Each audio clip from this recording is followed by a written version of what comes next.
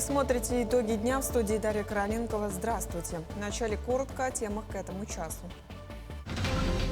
Нерюнгринский район скорбит по погибшим в трагедии на ГОК Денисовский. 22 июля объявлен днем траура. Узнаем, как район почтит память жертв аварии, где погибли 13 человек. Глава Якутии Арсений Николаев лично поздравил Героя России Алексея Петрова. Участнику СВО вручили копию именного алмаза и денежный сертификат. Взлетная полоса станет прочнее, а перрон современнее. В Ленском аэропорту начался ремонт. Какие неудобства ждут пассажиров в ближайшее время, узнаем подробности. Какие овощи и фрукты покупать сейчас, а с чем лучше подождать? Наши корреспонденты разбирались в сезонных ценах на якутских рынках. Осохой под бой курантов Москва присоединилась к празднованию Сеха. Как традиции Якутии оказались в центре столицы, узнаем подробности.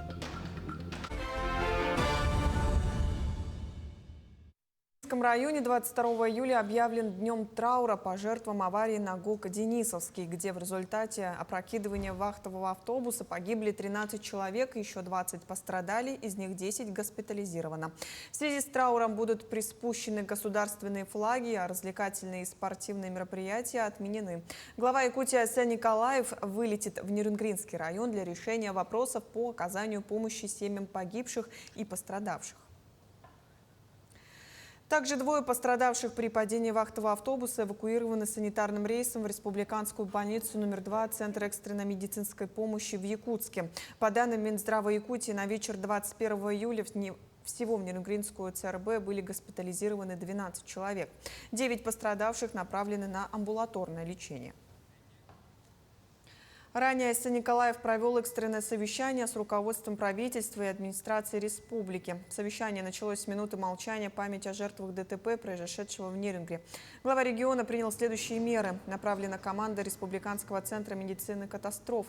Также правительственная группа во главе с председателем правительства республики Кириллом Бычковым вылетела в Абыйский и Амиконский районы для организации аварийно-восстановительных работ. По факту гибели и травмирования работников шахты возбуждено уголовное дело об оказании услуг, не отвечающих требованиям безопасности жизни и здоровья людей. Для установления всех обстоятельств произошедшего создана следственная группа из числа опытных следователей и криминалистов Следственного управления. Следственными органами Следственного комитета России по Республике Саха-Якутия возбуждено уголовное дело об оказании услуг, не отвечающих требованиям безопасности, жизни и здоровья потребителей, повлекших по неосторожности смерть двух и более лиц. По данным следствия, ночью 21 июля текущего года на участке дороги на территории шахты Восточная Денисовская при оказании услуг по перевозке пассажиров 52-летний водитель автомобиля «Нефас» не справился с управлением и допустил съезд с проезжей части с дальнейшим опрокидыванием автомобиля. По уголовному делу проводится комплекс следственных действий, направленных на установление причин и обстоятельств произошедшего. Кроме того, в связи с трагедией открыта горячая линия для родственников погибших и пострадавших в результате ДТП на ГОК Денисовский. Номер телефона горячей линии компании 8 924 560 51 53. Приемные покои Нерюнгринской центральной районной больницы дежурят психологи МЧС, готовы оказать необходимую помощь. Председатель правительства республики Кирилл Бычков работает в Абыйском районе. Оттуда премьер-министр региона провел заседание оперштаба по паводковой ситуации в Амиконском, Абыйском и Момском районах.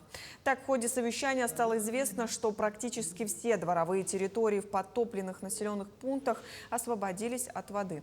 Ведется подсчет ущерба. На помощь пострадавшим отозвались порядка 12 улусов. Они сформируют группы специалистов, которые к концу недели будут распределены по районам. К восстановительным ремонтным работам также будут привлечены и молодежные стройотряды. При этом отмечается, что в скором времени формирование спасательных групп вернутся на места постоянной дислокации. Оперативная ситуация стабильная. Через несколько дней, это примерно к среде, в связи с тем, оперативная обстановка в связи с тем, что стабилизовалась, сотрудники МЧС, службы спасения будут возвращены на место постоянной дислокации. Сейчас определяются масштабы работы и направления.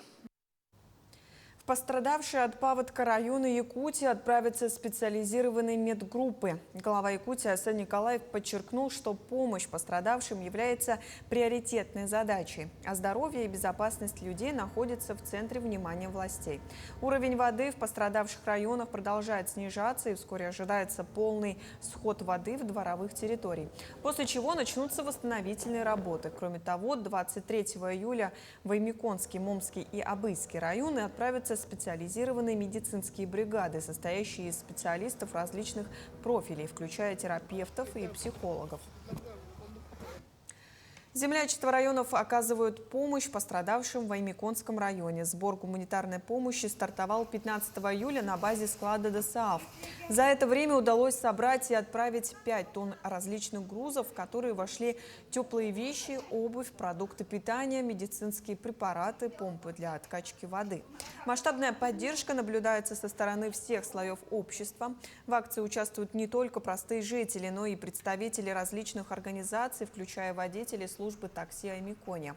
Пункт сбора помощи продолжает свою работу по адресу улицы Бестужева-Марлинского, 5. Одежду, обувь мы сейчас уже не принимаем. Всем огромное, большое наше спасибо. Сейчас нам первым делом нужны продукты, потому что 2 наслега у нас полностью без автосообщения. Конечно, для обслужки жилья и зданий обязательно в первую очередь нужны мотопомпы, тепловые пушки и рукава к ним. Это такие первоочередные потребности. Режим ЧС в лесах введен на территории Сундарского района с 20 июля. На тушение задействованы половина лесопожарных формирований. Всего возгорания тушат 212 человек и 9 единиц техники. На сегодняшний день в Якутии действуют 4 лесных и 2 природных пожара. С начала сезона установлено 65 виновников, составлено 137 протоколов за нарушение правил пожарной безопасности в лесах. Напомним, с 5 июня установлен особый противопожарный режим по всей республике. Лесопожарная обстановка полностью находится на контроле. Угроз объектам экономики, населенным пунктам нет. Всего с начала пожароопасного сезона уже ликвидировано 368 природных пожаров на общей площади 64 199 гектар. Уважаемые граждане, в случае обнаружения природных пожаров незамедлительно звоните в региональную диспетчерскую службу по телефону 44 74 76, либо на единый номер лесной охраны по телефону 8 800 194 00. Якутия привлекает крупные инвестиции и занимает 2-е место на Дальнем Востоке. За первый квартал этого года республика привлекла более 120 миллиардов рублей инвестиций, обеспечив себе 2-е место в ДФО после Амурской области. Инвестиции направляются на реализацию крупных промышленных проектов, таких как строительство Новоленской ТЭС и запуск золотоизвлекательной фабрики «Хвойная» в Алданском районе.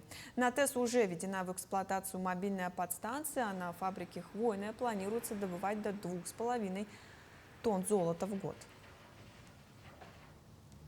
В Якутске состоялось чествование Героя России Алексея Петрова. Высшую награду якутянину вручил исполняющий обязанности командующего войсками Восточного военного округа генерал-майор Андрей Козлов. Также участник СВО от рук главы региона Арсена Николаева получил копию именного алмаза и денежный сертификат. Подробнее в сюжете Эржен Гармаевой. 10 июля всю республику облетела весть. Наш земляк Алексей Петров удостоен высшего звания Герой Российской Федерации. За таким титулом кроется сложный военный путь. Алексей десятки раз участвовал в штурмах, освобождал территории, уничтожал вражескую технику. После тяжелейшего ранения почти 8 дней он в одиночку вел бой, но не отступил и не сдался. Поэтому сегодня награда нашла своего героя. Как и многие военные люди, Алексей человек скромный и к излишнему вниманию не привык. Герой застенчиво признается, такое звание для него – приятный сюрприз. Я сам даже удивился, что на героя поставлен. А так всем хорошего, что я героем стал. Сам даже не верю. Ефрейтора с позывным «Медведь» поддержали товарищи по оружию. Как те, что уже завершили свою службу, так и те, кто прямо сейчас находится на полях сражений. Мы рады, что служили с тобой и гордимся. Сейчас наши ребята выполняют боевую задачу и продолжают выдавливать исходы русских земель нацистов.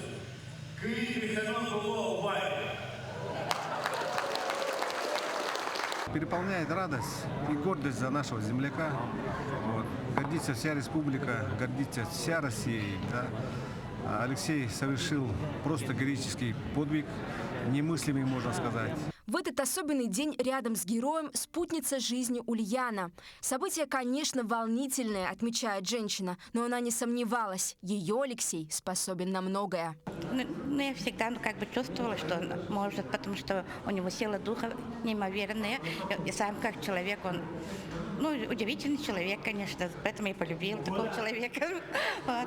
Сейчас бывший военнослужащий восстанавливается и проходит реабилитацию. В планах у Алексея заняться сельским хозяйством и получить соответствующее образование. Он уже подал документы в агротехнологический университет. Ржана Гармаева, Станислав Потапов, Якутск. В Ленском аэропорту начались ремонтные работы, в рамках которых будет полностью обновлено бетонное покрытие перрона с созданием разметки. Будет произведена замена светосигнального оборудования. Также будет укреплена щебеночно-песчаной смесью взлетно-посадочная полоса, что сделает ее более устойчивой к осадкам. Подрядчикам завезен бетонный завод, цемент и щебень. Объем финансирования составляет 1 миллиард 87 миллионов рублей. Проект будет реализован в 2 этапа. Завершение ремонтных работ планируется к 2026 году. В этом году должны полностью забетонировать покрытие перрона, 200 метров покрытия взлетно-посадочной полосы, также устроить обочины, откосы вокруг перрона. Теперь пассажиров к трапу самолета доставляют на автобусе. В связи с этим администрация аэропорта призывает пассажиров своевременно проходить регистрацию, а также выражает благодарность управлению «Алмаздоттранс» за предоставленный автотранспорт на период ремонтных работ. Бесплатное тестирование проводит Центр по профилактике и борьбе со СПИД и инфекционными заболеваниями. Экспресс-диагностику на ВИЧ, гепатиты Б и С, сифилис и туберкулез можно пройти в разных точках Якутска. Процедура безболезненная, а результаты будут известны уже через 15 минут. Конфиденциальность медики гарантируют. 23 июля тесты будут проводить в Парке Победы, а 24 и 25 июля на территории пляжа в 202 микрорайоне. Одним из важнейших профилактических мероприятий инфекционных заболеваний среди населения у нас является это их раннее выявление. И в целях профилактики и раннего выявления среди населения мы, спеццентр, отдел профилактики, проводим экспресс-тестирование на открытых площадях нашего города. Сама процедура у нас проходит быстро, она безболезненная. Тесты проводим иммунохроматографическим тестом, берем одноразовым стерильным скарификатором, и результаты уже мы выдаем через 15 минут. Якутские прилавки пополнились местными сезонными овощами. Они намного дешевле круглогодичной продукции, но не отличаются вкусовыми качествами. А вот некоторые фрукты и ягоды уже уходят с рынка. Наш корреспондент Саргалана Неустроева узнала их стоимость.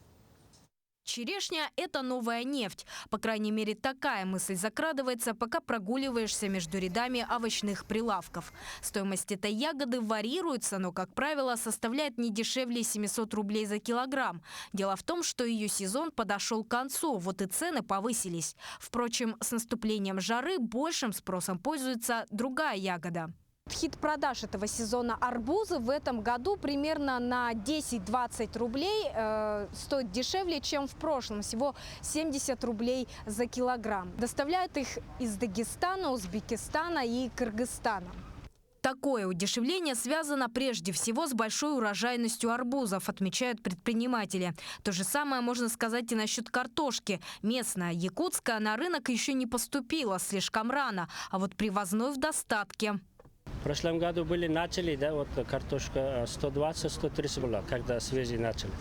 А в этом году нормально, 90 начали. А уже 70 рублей стали картошка. 70 рублей за килограмм – это если поискать. На самом знаменитом продуктовом рынке Якутска цена этого овоща в среднем достигает 100 рублей за килограмм. Там же больший выбор местной продукции, но стоить она будет дороже, чем у других предпринимателей. Это огурцы у нас, получается, тулагинские. Они, получается, в прошлом году стоили 200 рублей за килограмм. А в этом году мы предлагаем 150 рублей килограмм розницу. А если оптом, 100 рублей килограмм. Почему огурцы подешевели местные? В прошлом году мы не так обращали внимание на поиск поставщиков, поэтому искали первого попавшего. А в этом году мы ужесточили свои права и начали подборно искать поставщиков. По самым лучшим ценам проверяли их товар. В целом, как отмечают продавцы, цены этого года по сравнению с прошлым остались практически на том же уровне. А если сравнить их с данными обзорных статей 2023 года, то можно утверждать, что поставщикам удается сдерживать стоимость овощей и фруктов уже не один год. Саргалана Неустроева, Семен Семенов, Якутск.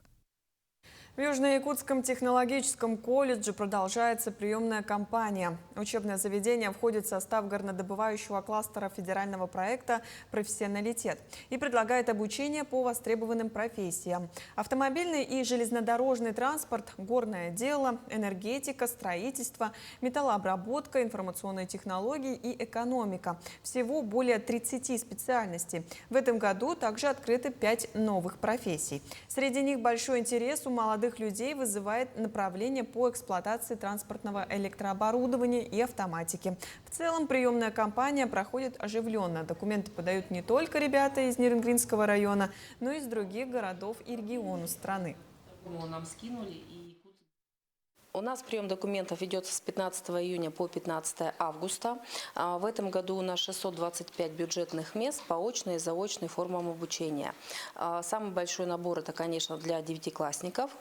Более 550 мест бюджетных у нас идет по разным направлениям. Прием документов у нас осуществляется как лично, то есть можно прийти в приемную комиссию. Также можно подать документы через портал госуслуги. Абитуриент может подать сам лично, не присутствуя здесь. И также через электронную почту, которая указана на нашем сайте. Якутянин представит республику на международной кроссфит-арене. Игнатий Чомчоев готовится выступить на турнире, который пройдет в конце июля в Тюмени. О подготовке спортсмена, турнире и особенностях кроссфита узнаем далее. Заключительный этап подготовки проходит в интенсивном режиме. 3 тренировки в день. Для Игнатия выступление на этом турнире не станет первым. В прошлом году атлет занял 4-е место, войдя в призовую 5. В этом году я рассчитываю тоже попасть в призы, но в этом году юбилейный турнир и международный. Пригласили зарубежных атлетов, чемпиона Ирана, из Англии приедет парень, и ребята с высокого уровня, из Казахстана приедут ребята. Поэтому в этом году будет еще жестче и еще интереснее. Поэтому я жду не дождусь, какие будут комплексы. И будем биться, показывать якутский саха-характер. West Siberian Championship – это турнир, который уже 5 лет собирает сильнейших атлетов со всего мира. В этом году ожидается участие порядка 300 спортсменов из Ирана, Ирака, Египта, Китая, Казахстана и других стран. В течение 3 соревновательных дней участники выявят лучших в 11 комплексах дисциплин. Особенностью соревнований по кроссфиту является то, что точный список упражнений атлеты узнают за день до турнира. Именно в этом и, наверное, заключается секрет и успех этого вида спорта, потому что это связано как и с нашей жизнью. Ты не знаешь, что завтра тебя ждет, что будет, поэтому ты должен быть готов ко всему. Кроссфит как вид спорта был зарегистрирован в 2000 году. В Якутию он пришел в 2015. С тех пор в Якутске регулярно проводятся соревнования, а число занимающихся продолжает расти. Мы активно развиваем, и сейчас в городе Якутске в целом занимается больше 1000 человек. Работают 4 клуба. Профессионально занимаются человек 10, и в любительском уровне человек 50, наверное. Участие Игнатия Чомчоева в West Siberian Championship, несомненно, привлечет внимание к кроссфиту в Якутии и станет стимулом для дальнейшего развития этого вида спорта. Турнир пройдет с 25 по 27 июля в Тюмени. Анастасия Пуляева, Семен Семенов, Якутск. Осохой под бой курантов в Москве состоялся долгожданный ИСЭХ. 19-й раз в столице нашей страны прошли торжества, посвященные празднику белого изобилия. В этом году было изменено место проведения. Вместо парка Коломенское всех гостей пригласили в самый центр Москвы. Как это было, узнаем у Максима Кардозу. Мы в центре Москвы, буквально в сотни метрах от меня находится Кремлевская стена. И впервые за многолетнюю историю ИСЭХа в столице главный праздник народа Саха проходит здесь, в парке Зарядье. И на его главной поляне даже появилась Серге. В этот день все пришедшие смогли погрузиться в мир якутских традиций. Вот, например, приветственный алгыс.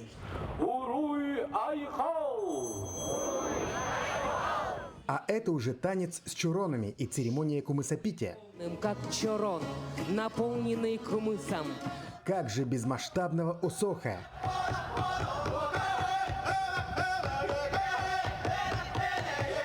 Отдельная часть церемонии открытия была посвящена историческим ИСЭХам 1944 года. Тогда по всей республике провели более 200 торжеств в честь защитников Отечества.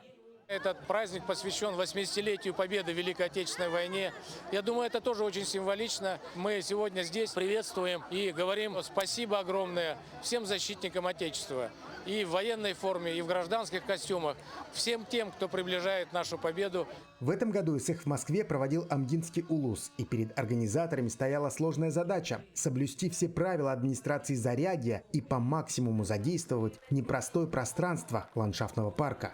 Конечно, когда мы сначала услышали, что мы проводим ИСЭХ в парке Зарядье у стен Кремля, соответственно, мы сначала не то слово испугались, да, а мы как-то вот сразу почувствовали всю ответственность. Выбраны лучшие наши именно артисты художественной самодеятельности. Это 2 ансамбля. Традиционный ИСЭХ – это место встречи для наших земляков, живущих в Москве. И когда это проходит здесь, в таком парке, в центре Москвы, это для нас тоже очень значимо, для тех якутян, которые живут вдали от республики своей. И мы очень с теплотой, с душой этот праздник принимаем каждый год, и для нас это большое событие. Я стараюсь каждый год посещать ИСЭХ. Это такая возможность увидеть знакомых, встретить. Я обязательно сегодня хочу повязать солому, загадать желание, и я очень сильно верю, что оно обязательно сбудется. В рамках ИСЭХа в Зарядье прошли спортивные соревнования по масс-рестлингу, различные мастер-классы, конкурс на лучший национальный костюм, а завершился вечер большим концертом с участием якутских и российских звезд.